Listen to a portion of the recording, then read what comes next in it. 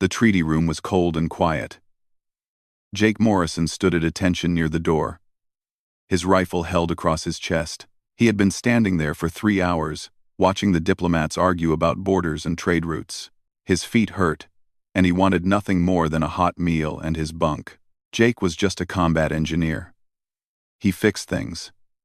Broken generators, damaged walls, water filtration systems. He never expected to be standing guard during peace talks between Earth and the Valorian Empire, but his squad leader had picked him that morning, and soldiers followed orders. The Valorians sat on one side of the long table. They were tall, much taller than humans, with pale blue skin that seemed to glow slightly in the dim light. Their eyes were large and dark, like pools of ink. They wore elegant robes that shimmered when they moved. Everything about them screamed ancient and superior. On the other side sat the human diplomats in their simple uniforms. They looked tired. Humanity had won the border skirmish. But barely. 3 ships lost. Hundreds of soldiers dead. It was a victory no one wanted to celebrate. Lord Kieran, the Valorian head diplomat, stood up. His voice was smooth and cold. "We accept your terms, but we demand one final gesture to seal this treaty." The human ambassador, an older woman named Kate Russell, frowned. "What gesture?" "A gift," Lord Kieran said. His lips curved into something that might have been a smile but felt wrong. "To show there are no hard feelings between our peoples." Jake watched as another Valorian entered the room. She was younger than the others, maybe in her 20s by human standards. Her skin was the same, pale blue, but her eyes held something different. Anger, fear, pride fighting against shame. "This is Princess Liara," Lord Kieran announced. "The Emperor's youngest daughter. We offer her to your people as a symbol of peace and goodwill." The room went silent. Jake saw Ambassador Russell's face go pale. One of the human generals half rose from his chair. "You can't be serious," Russell said quietly. "We are completely serious," Lord Kieran replied. His smile grew wider. "She will go with one of your soldiers, a representative of your military strength. She will serve as a reminder of this day." Jake's stomach twisted. This wasn't a gift. It was an insult. The Valorians were mocking them, showing that they thought so little of humans that they would give away a princess like she was a prize in a game. Lord Kieran's eyes swept the room and landed on Jake. "That one, the guard by the door. He will do nicely." "Wait," Russell started to say, but the Valorian delegation was already standing. "The treaty is signed," Lord Kieran said. "Princess Liara will accompany the guard to his station. This matter is settled." He turned to the princess and said something in their language. Jake didn't understand the words, but he heard the cruelty in them. The Valorians left, all of them except Liara. She stood alone in the center of the room, her hands clenched at her sides. She wouldn't look at anyone. Russell walked over to Jake. She looked exhausted. "I'm sorry, Morrison. This isn't what anyone wanted." "Ma'am, I don't understand. Are they really?" "Yes. It's some kind of power play. They're humiliating her to humiliate us, expecting us to either reject her or treat her badly. Either way, they win the propaganda war." Russell shook her head. "I've sent messages up the chain, but until we hear back from Earth, she's technically in your care." Jake looked at the princess. She was staring at the wall now, her face completely blank. He had a sister back on Earth. He tried to imagine someone trading her away like an object. The thought made him sick. "I'll treat her with respect, ma'am," Jake said quietly. Russell gave him a sad smile. "I know you will. That's why this might actually turn out okay." 2 hours later, Jake stood outside his quarters on the human station orbiting New Oregon. The station was small, built quickly to support the colony below. It was cramped and noisy, but it was home. Liara stood beside him, carrying a single bag. She had not spoken a word since leaving the treaty room. She had not looked at him either. Jake opened the door. His cabin was tiny. 1 bunk, 1 desk, 1 small bathroom. He had a few pictures on the wall. A photo of his family. A poster of Earth's Grand Canyon. Some books on a shelf. "This is it," Jake said awkwardly. "It's not much, but it's private. You can stay here." Liara turned to look at him for the first time. Her dark eyes studied his face, searching for something. "Where will you sleep?" Her voice was quiet but clear. She spoke English perfectly. "The common area has couches. I'll be fine there. You are giving me your quarters." "Yes, ma'am. I am your prisoner." Jake felt his face get hot. No. No. You're not my prisoner. I don't know what you are. Exactly. But you're not that. You're a guest. A person, and persons deserve privacy and respect. Liara's expression didn't change, but something flickered in her eyes. Surprise, maybe. Or confusion. "I'll let you settle in," Jake continued. "There's a cafeteria on level 3 if you get hungry. The food's not fancy, but it's decent. If you need anything, my comm code is on the desk. I'll be around." He started to leave, but her voice stopped him. "Why?" Jake turned back. "Why what? Why treat me with kindness?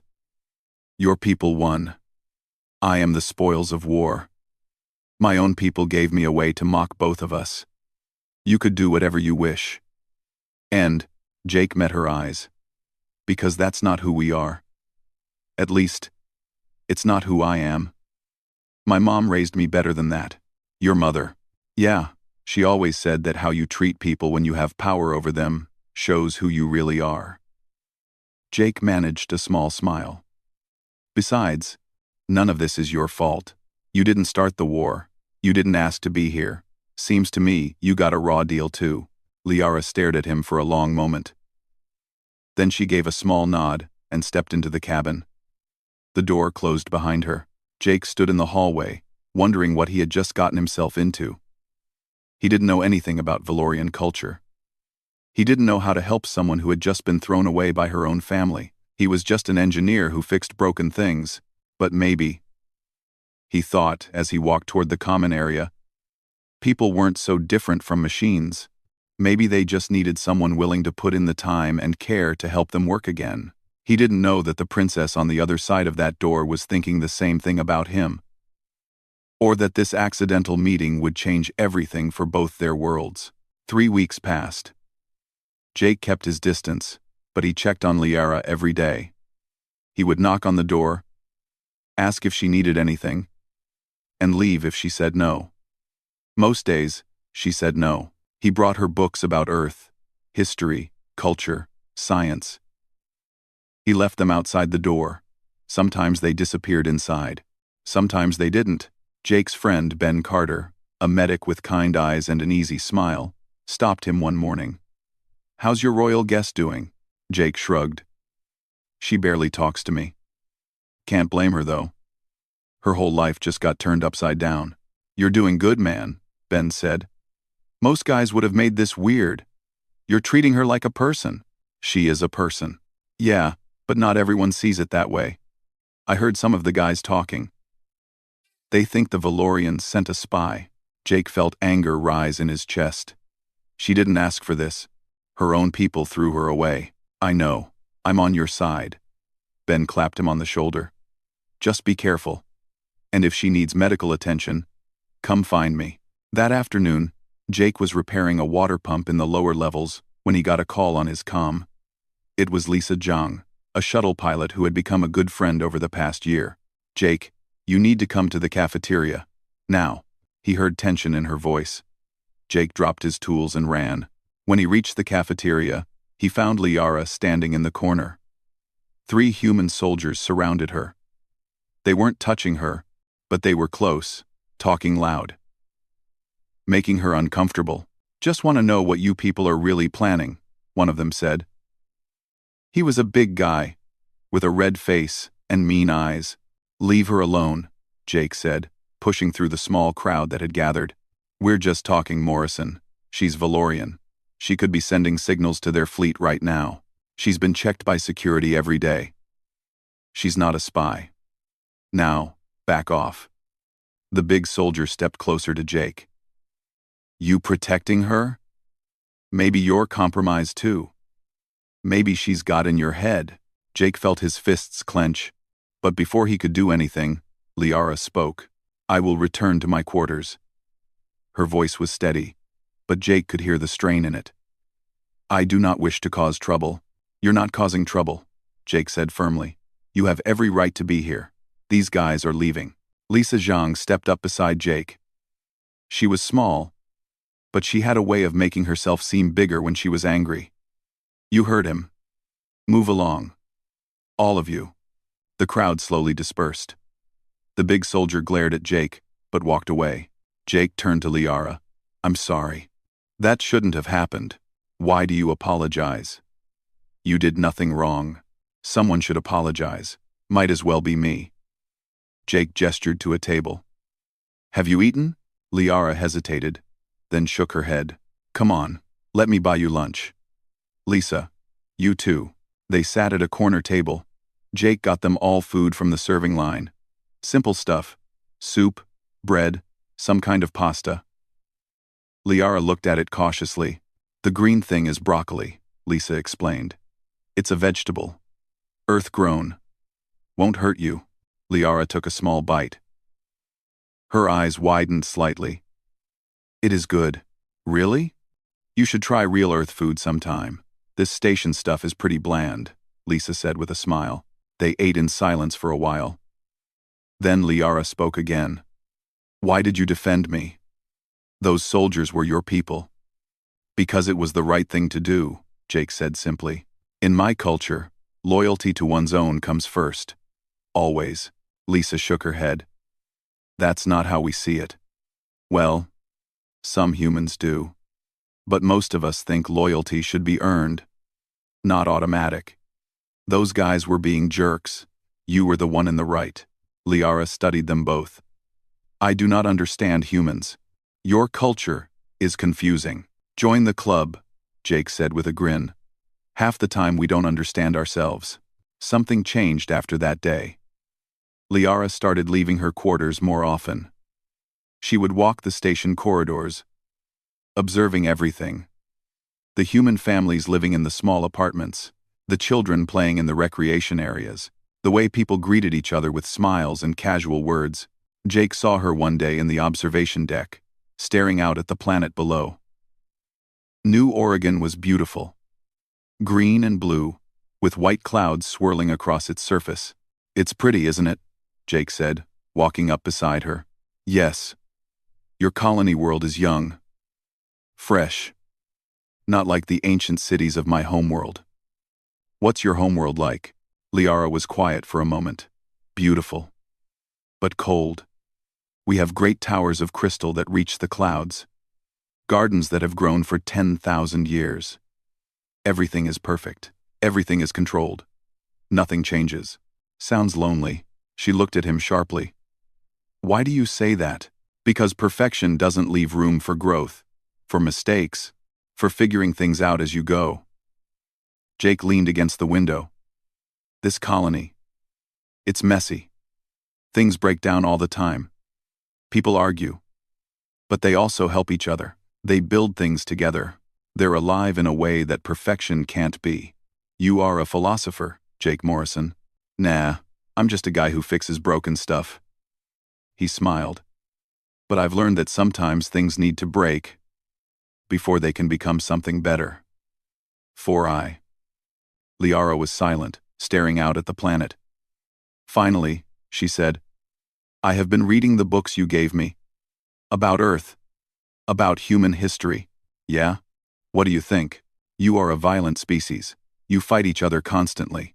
Your wars are brutal and wasteful. Jake felt his smile fade. Yeah, we are. We do. But, Liara continued, you also do something my people do not. You change. You learn. You were savages once. Then you grew. You still grow. Every generation, you try to be better than the last. You fail often. But you keep trying. Is that a compliment? It is an observation. And perhaps, yes, a compliment. On weekends, Jake volunteered at the station school. He taught basic engineering to kids who wanted to learn how circuits worked, how to fix simple machines, how to think through problems step by step. One Saturday, Liara appeared in the doorway. Jake was showing a group of 8-year-olds how to wire a light switch. "Can I watch?" she asked quietly. "Of course. Come on in." The children stared at her with wide eyes. They had never seen a Valorian before. But kids were kids, and their fear lasted about 5 minutes before curiosity took over. "Why is your skin blue?" one little girl asked. "Maya," her teacher started to say, but Liara smiled. It was the first real smile Jake had seen from her. "It is simply how my people are." "Why is your skin brown?" "Because that's how I am," Maya said, as if it was the most obvious thing in the world. Exactly. By the end of the class, Maya was sitting next to Liara, showing her the light switch she had wired. Liara listened carefully, asking questions, praising the child's work. Walking back to the residential section afterward, Liara said, "Your young are not taught to fear others who are different. We try not to. Doesn't always work, but we try. In my culture, children are taught that Valorians are superior to all other species, that others exist to serve us or stay beneath us. Do you believe that?" Liara stopped walking. She looked at Jake with those dark, endless eyes. "I did. Once. Now I do not know what I believe." That night, Jake found a data pad outside his door in the common area. On it was a message from Liara. It was a piece of Valorian poetry, translated into English. It spoke of stars and loneliness, of duty and desire, of cages made of gold. At the bottom, she had written, "Thank you for showing me that kindness is not weakness. I am beginning to understand why your people won the war. You fight for each other, not just for glory." Jake read it 3 times. Then he wrote back, "You never had to be anyone's prize. You were always worth more than that. I hope one day you see yourself the way we're starting to see you. As a person. As a friend."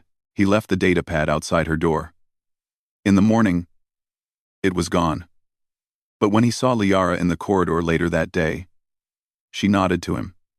Just a small nod. But in it, Jake saw something new. The beginning of trust. The first crack in the walls she had built around herself. And maybe, just maybe, the start of something neither of them expected. 6 months had passed since that cold day in the treaty room. Jake had stopped sleeping on the common area couches weeks ago. Liara had insisted he take back his quarters, and they had found him a small cabin 2 doors down. It was barely bigger than a closet, but it was his. They ate breakfast together most mornings now. Nothing fancy. Oatmeal, fruit, coffee. Liara had developed a taste for coffee that made Jake laugh. She drank it black and strong, stronger than he could handle. "How can you drink that?" he asked one morning, watching her drain a cup that could probably strip paint. "It is called acquiring taste," she said with a slight smile. "You introduced me to it. Now I am addicted." Addicted is a strong word. It is the correct word. She poured another cup. Things had settled into a comfortable rhythm. Jake still worked his shifts, fixing whatever broke on the station. Liara had started helping in the station library, organizing files and helping people find information. She was good at it. Patient and thorough. Ben joined them for breakfast sometimes. So did Lisa. They had become a small group of friends. Liara seemed more relaxed around them, more willing to share stories about her homeworld, about growing up in the Valorian palace. "Did you have friends there?" Lisa asked one day. Liara's smile faded. "I had attendants. I had tutors. I had siblings who saw me as competition for our father's favor. But friends? No. Friendship requires equality. There was no equality in the palace." "That sounds awful," Ben said quietly. "It was all I knew.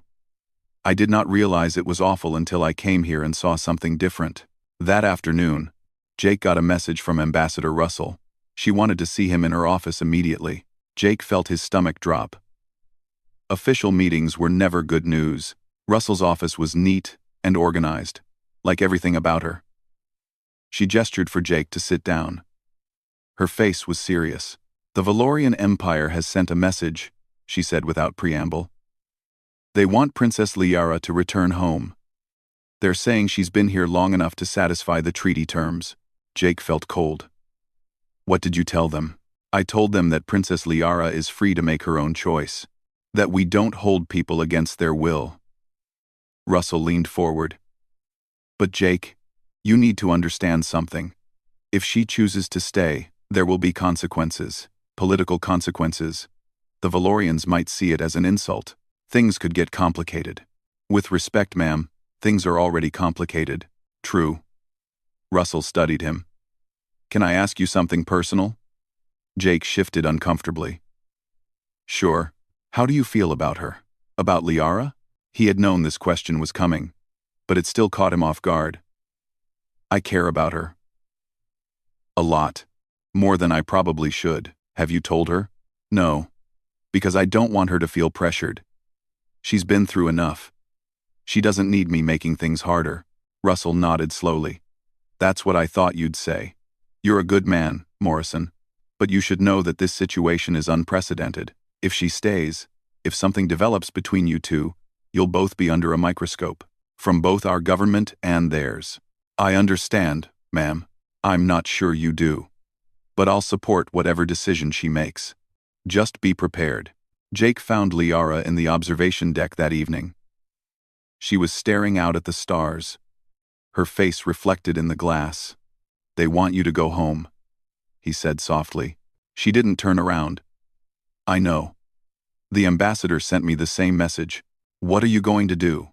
Liara was quiet for a long time. When she finally spoke, her voice was barely above a whisper. "What would you have me do? What would you have me do?" "That's not fair. This has to be your choice. But I am asking for your opinion." Jake moved to stand beside her.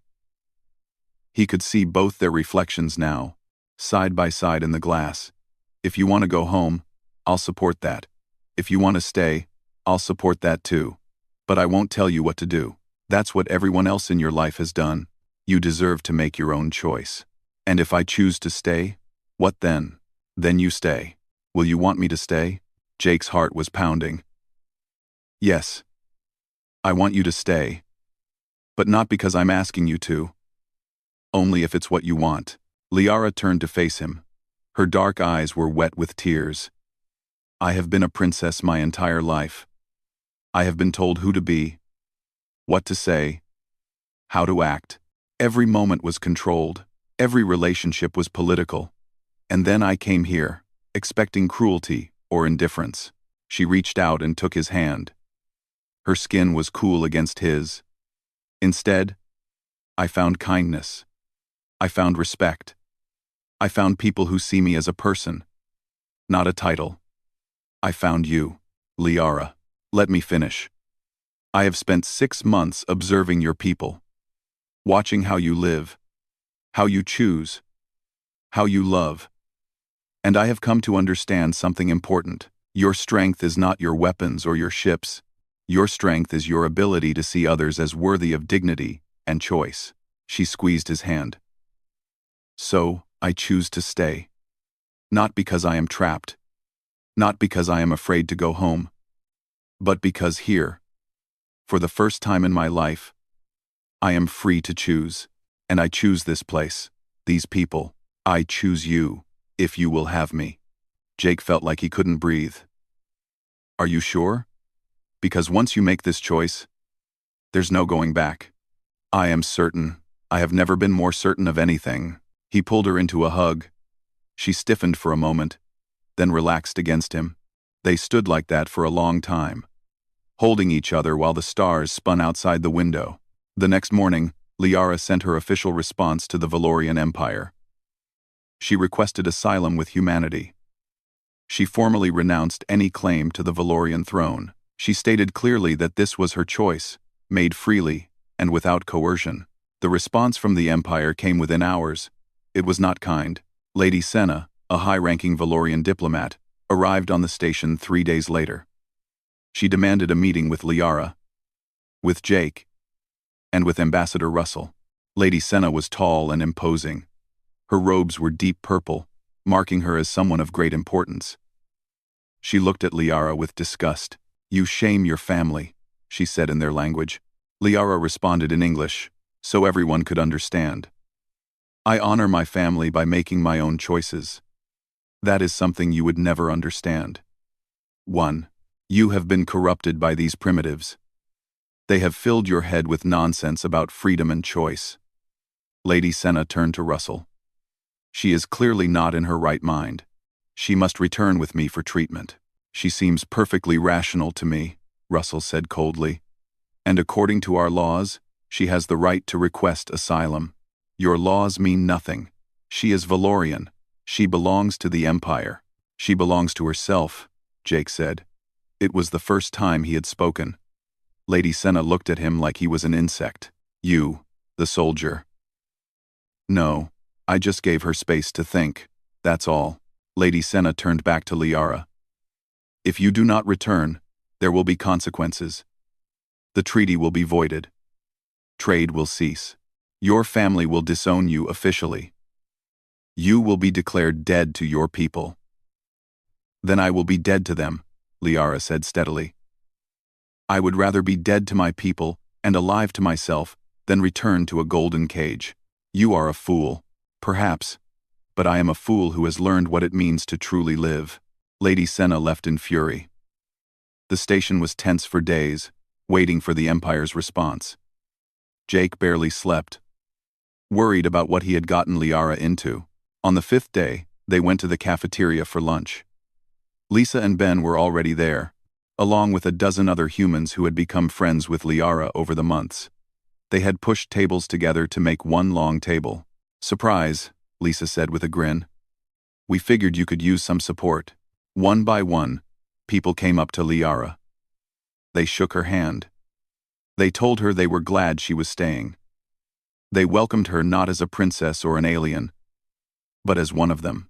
Liara's eyes filled with tears. "I do not deserve this kindness." "Sure you do," Ben said. "Everyone deserves kindness. That's kind of our whole thing." That night, Jake and Liara sat together in his tiny cabin. She leaned against his shoulder, exhausted from the emotion of the day. "I am frightened," she admitted quietly. "I have never gone against my family before. I do not know what comes next." "None of us know what comes next," Jake said.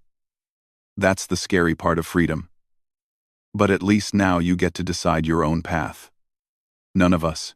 Will you walk this path with me?" He kissed the top of her head. "As long as you want me to." Outside, the stars continued to shine.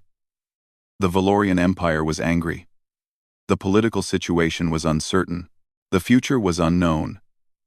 But inside that small cabin, two people from different worlds had found something neither expected. They had found home in each other. The political storm arrived faster than anyone expected.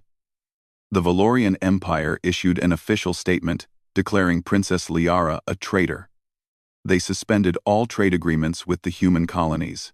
3 border stations went dark as Valorian ships pulled back to their own territory.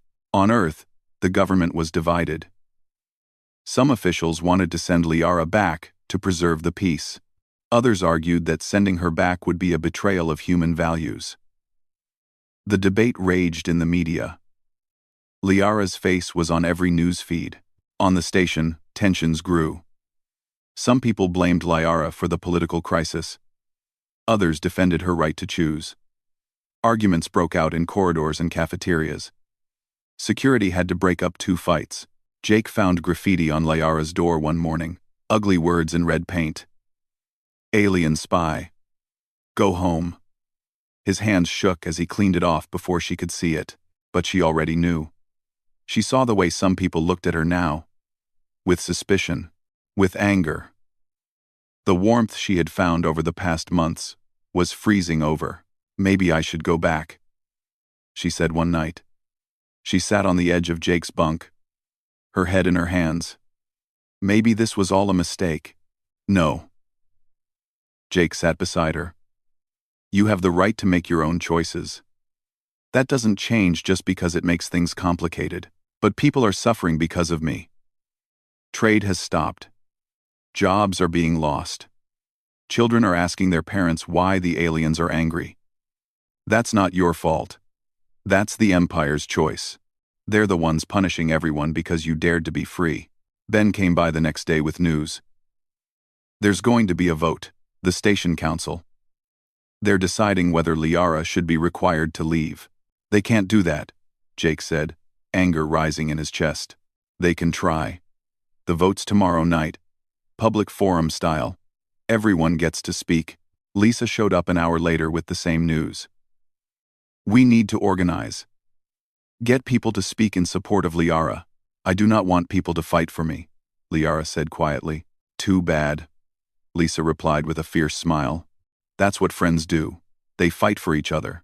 The council chamber was packed the next evening. Every seat was taken.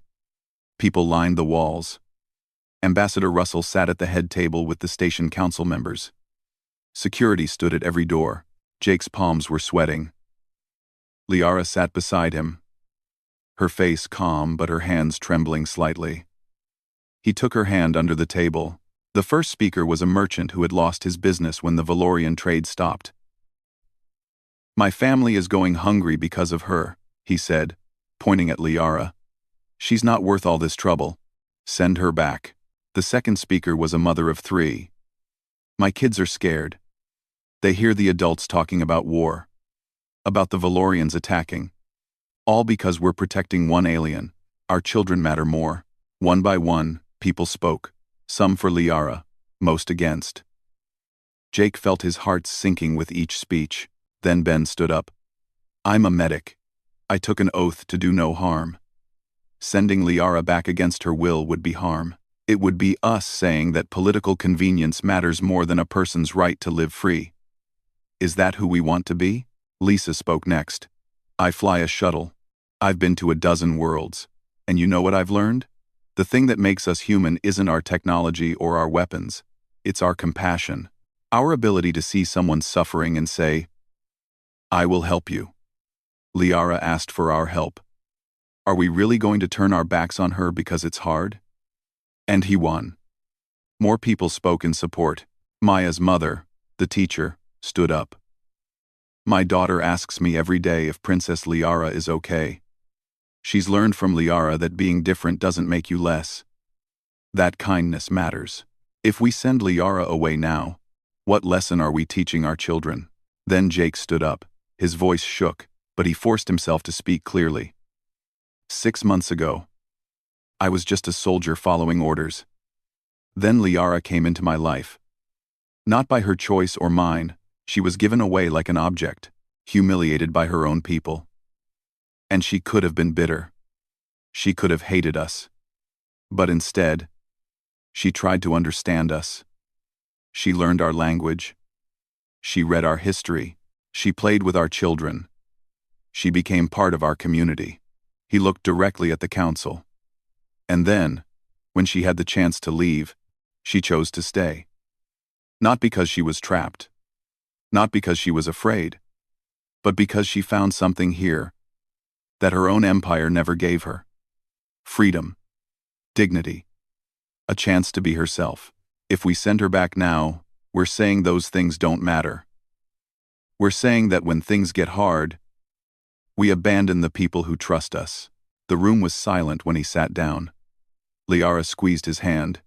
He saw tears on her cheeks. The council voted. It was close. So close that Jake couldn't breathe while they counted. But in the end, by a margin of just 2 votes, they decided that Liara could stay. The chamber erupted. Some people cheered, others shouted in anger. Jake pulled Liara close as security moved to protect them from the crowd, but the victory was short-lived. That night, alarms blared through the station. Someone had tried to sabotage the main power generator. Security caught them before serious damage was done, but the message was clear. Not everyone was happy with the council's decision. Ambassador Russell assigned guards to watch Liara around the clock. Jake barely left her side. The next 2 weeks were tense and frightening. They stayed in his cabin most of the time, only leaving when necessary. It was during those quiet, scared days that something shifted between them. They talked for hours. About everything. Their childhoods, their dreams, their fears. Jake told her about growing up on Earth, about his parents' divorce, about joining the military to find purpose. Liara told him about the loneliness of the palace, about watching her siblings compete for power, about dreaming of a life beyond golden walls. One night, Jake kissed her, gentle and careful, asking permission with every movement. She kissed him back, her cool hands on his face. "I love you," he whispered. "I know this is complicated and scary, but I love you." "I love you too," she replied. "I did not know I could love someone. I thought it was something in stories. But this is real. You are real.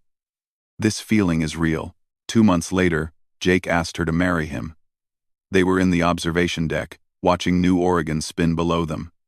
He didn't have a ring, just words and hope. "I know things are still uncertain," he said. "I know people are still angry. But I want to build a life with you, a real life. Not because anyone told us to, but because we choose it." Liara said yes without hesitation. The wedding was small. Just Ben and Lisa standing with them. Ambassador Russell officiated. They combined human and Valorian traditions, creating something new. Something that belonged only to them. Liara wore a simple white dress and a blue crystal from her homeworld. Jake wore his dress uniform. When they exchanged vows, promising to choose each other every day, half the room was crying. The celebration afterward was larger. People came who had supported them. Humans, and even a few Valorians who worked on the station. They ate, they danced, they toasted the new couple. Late that night, lying in their shared quarters, Liara turned to Jake. "I need to tell you something." "What is it?" "I visited the medical bay yesterday, with Ben. I wanted to make sure that I could have children. That humans and Valorians could have children together." She paused, nervous. "The tests showed that we can. Our species are compatible. And the tests showed something else." Jake sat up, his heart racing. "What?" "I am pregnant. We are going to have a baby." For a moment, he couldn't speak, couldn't breathe. Then joy exploded through him. He pulled her into his arms, laughing and crying at the same time. "We're having a baby," he repeated, like saying it would make it more real. "We're going to be parents. Are you happy?" Happy doesn't even begin to cover it. But even in that moment of pure joy, a part of Jake's mind was already worrying. The political situation was still unstable. There were still people who wanted Liara gone. And now they would have a child who was half human and half Valorian, something that had never existed before.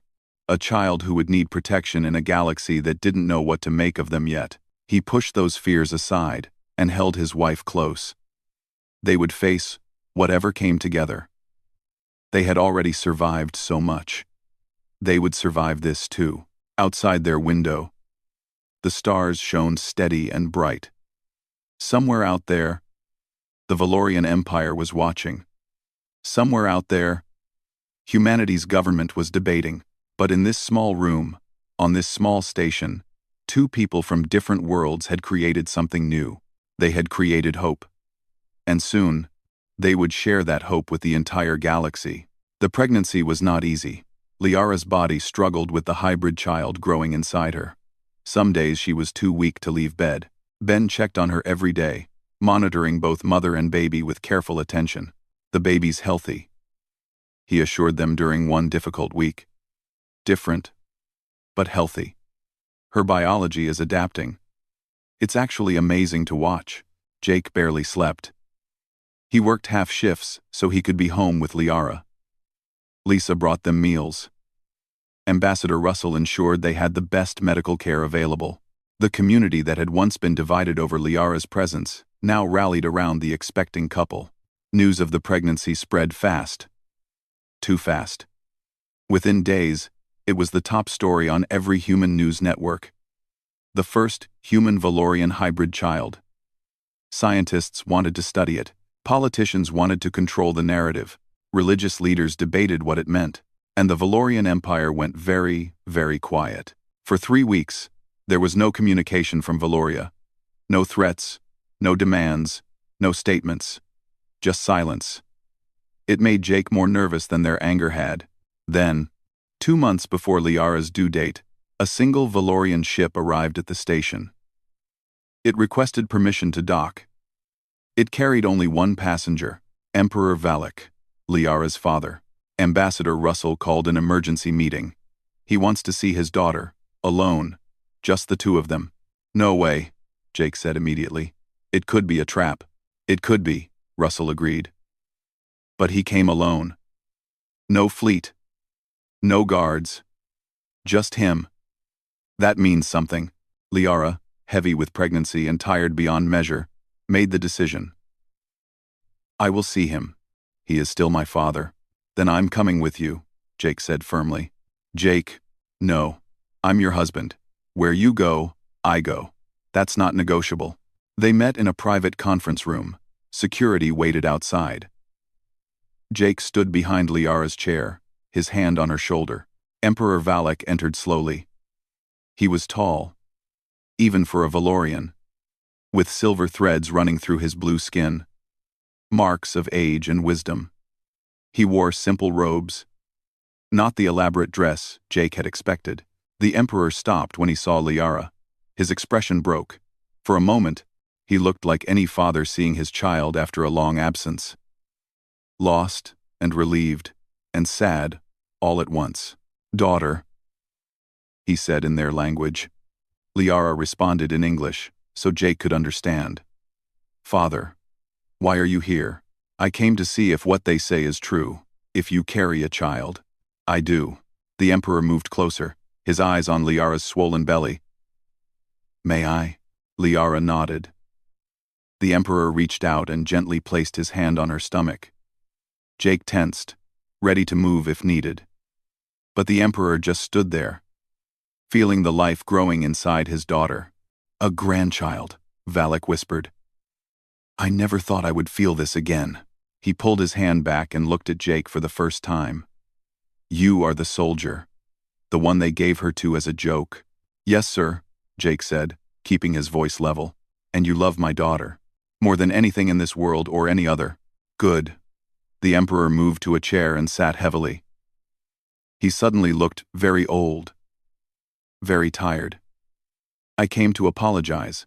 Liara stiffened. Apologize? I allowed the council to give you away. I told myself it was political necessity, that sacrificing one daughter was worth avoiding greater war. But I was wrong. I was a coward. And I have regretted it every day since you left. Tears rolled down Liara's cheeks. You never sent word, never tried to contact me, because I was ashamed. And then you chose to stay with the humans. And I was angry. Angry that you found happiness away from us. Away from me. It took learning of your child for me to realize the truth. What truth? Jake asked. The Emperor looked at him. That you gave her something I never did. You gave her a choice. You gave her freedom. And in doing so, you gave her a life worth living. I cannot undo what was done, but I can try to make the future better. He pulled out a data pad and handed it to Liara. I have convinced the council to recognize your marriage, to acknowledge your child as both Valorian and human. Trade will resume. The hostilities will end. Your exile is lifted, though I suspect you will not return. Why would you do this? Liara asked. Because I am an old man who does not want to die, estranged from his daughter. Because I want to know my grandchild.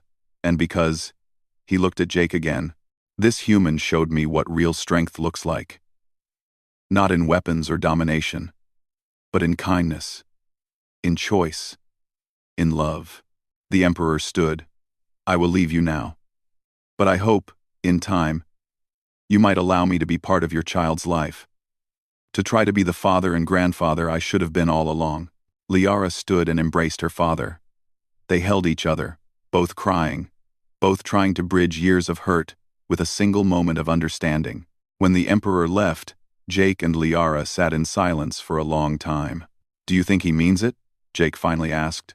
I think he is trying. That is enough for now. The baby came on a quiet Tuesday morning.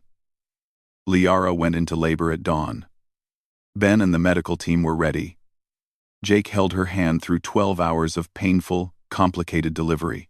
When the baby finally arrived, the entire delivery room went silent. She was perfect. Small and wrinkled and screaming with strong lungs. Her skin was a pale lavender, not quite human, not quite Valorian. Her eyes, when they opened, were deep brown with flecks of silver. Human and alien and completely new. "She's beautiful," Jake whispered, his voice breaking. "She's perfect." They named her Hope. It worked in both languages. It meant the same thing to both peoples. A wish for something better. The first photo of Hope spread across every network within hours. The response was overwhelming. Some people celebrated, others worried. But most just saw what Jake and Liara saw. A baby, innocent and new and full of possibility. The Valorian Empire sent gifts. So did the human government. Messages of congratulations poured in from both worlds. It seemed that everyone wanted to claim Hope as a symbol of unity, but to Jake and Liara, she was just their daughter. She needed to be fed and changed and rocked to sleep. She cried at 2 a.m. and smiled for the first time at 3 weeks old. She was real and present, and theirs. Ben became her godfather. Lisa was her godmother. They took turns visiting, helping with the endless work of caring for a newborn. "She's going to change everything," Lisa said one day, holding Hope while the baby slept. "You know that, right? She's proof that humans and Valorians can build a future together." "That's too much pressure for one little girl," Jake said, but he knew Lisa was right. 2 years passed. Hope grew. She learned to walk at 10 months. She spoke her first words in both English and Valorian. She was bright and curious and loved everyone she met. Jake and Liara had a second child. A son they named Bridge. He had his father's brown hair and his mother's luminescent eyes. Hope adored her baby brother. She would sit beside his crib for hours, talking to him in her mixed language that combined both cultures. The station changed too. More Valorians came to visit, to work, to live. Human families traveled to Valorian worlds. Cultural exchange programs began. Young people from both species studied together, worked together, sometimes fell in love. What had started as a joke, as an insult meant to humiliate, had become something greater. Liara's choice to stay, to love, to build a family, had opened a door that could never be fully closed again. On Hope's 5th birthday, they held a party in the station's main recreation area. Human and Valorian children ran together, playing games that combined rules from both cultures. Parents talked and laughed, sharing food and stories. Hope stood in the middle of it all, wearing a dress that mixed earth flowers with Valorian crystals. She held her brother's hand, keeping him safe while he toddled around. Emperor Valak had come for the birthday. He sat with Jake and Liara, watching his grandchildren play. "Thank you," the Emperor said quietly. "For what?" Jake asked. "For showing an old fool that there are more important things than pride and tradition. For giving my daughter the life she deserved. For these children who will grow up knowing both our worlds." Jake watched Hope spin in a circle, making Bridge giggle with delight. "I didn't do anything special. I just loved her. That's all." "That is everything," the Emperor replied. That night, after the party ended and the children were asleep, Jake and Liara stood in their quarters. It was bigger now. They had needed more space for the growing family. But it still felt like home. "Do you ever regret it?" Jake asked. "Giving up your old life?" Liara looked at him like he was crazy. "Never. Not for a single moment. That life was a cage. This is freedom. Even with all the complications, the politics, the attention, the pressure, especially with those things, because we face them together. Because we chose this. Because our children will grow up knowing that love matters more than power. That choice matters more than duty." She took his hand. "You gave me something no one else ever did, Jake Morrison. You gave me the chance to be myself. To build a life based on what I wanted, not what others expected. That is a gift beyond price. Jake pulled her close. Through the window, they could see the stars. Somewhere out there were the worlds they came from. Earth with its blue oceans. Valoria with its crystal towers. Two civilizations that had been enemies were slowly becoming something else. Partners, friends, family. And it had all started with a joke. With a princess given away to humiliate both her and humanity. But jokes sometimes have a way of revealing truth. And the truth that Liara and Jake discovered was simple and profound. Love sees no species. Kindness knows no borders. And family is not about blood or tradition or duty. Family is about choice, about showing up every day and saying, I choose you, today and always. In the next room, hope stirred in her sleep. Jake could hear her through the monitor, talking in her dreams, mixing words from both languages, creating something new. That was the future. Not human or Valorian, but both. Something better than either could be alone. Jake and Liara had not set out to change the galaxy. They had just tried to be kind, to choose love, to build a life worth living. But sometimes that is exactly what changes everything. Sometimes the greatest revolutions start not with weapons or treaties, but with a single person choosing to be brave, choosing to be free, choosing to love. And that choice echoes across the stars.